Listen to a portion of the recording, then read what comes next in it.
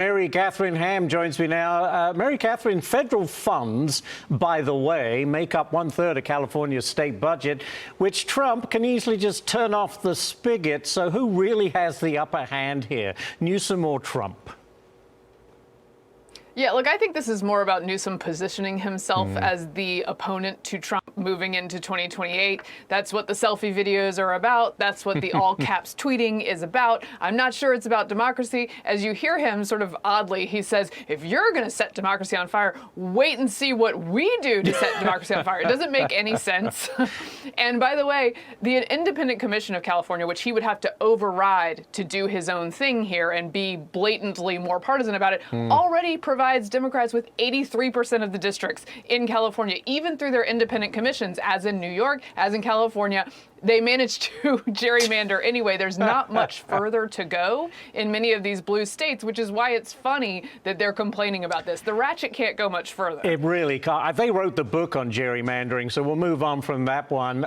Let's get to this one. Interior Secretary Doug Bergam went after Democrats for criticizing Trump's crackdown on D.C. crime. Listen to this. These comments made by the other party are tone deaf to the actual reality of living in this city, and ask any young people that are coming here to try to work for the government. It's already one of the most expensive cities in the world, but it's also now one of the most dangerous cities in the world. And that does impair the function of government. President Trump has every right to declare an emergency. So, Mary Katharine, you're in the D.C. area. Talk to me about crime there.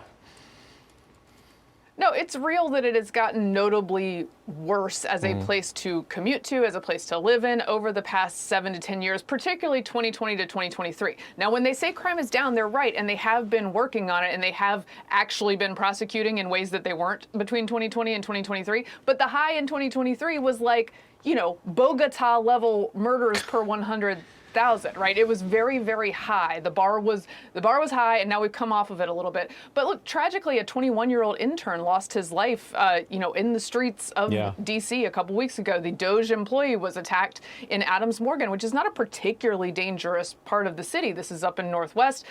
These things have been spreading out to other parts of the city. The city doesn't deal well with youth crime because all of those offenders know very well that they won't go to jail, that they won't be dealt with harshly, and so it spreads and becomes like, well, this is a costless transaction. I can just do this crime and then move on with my life, which creates more criminals. It's a problematic thing. Yeah, there has to be consequences for these types of crimes. Mary Katharine Ham, thank you so much for joining us. Great stuff. Always appreciate it. Thank you very much.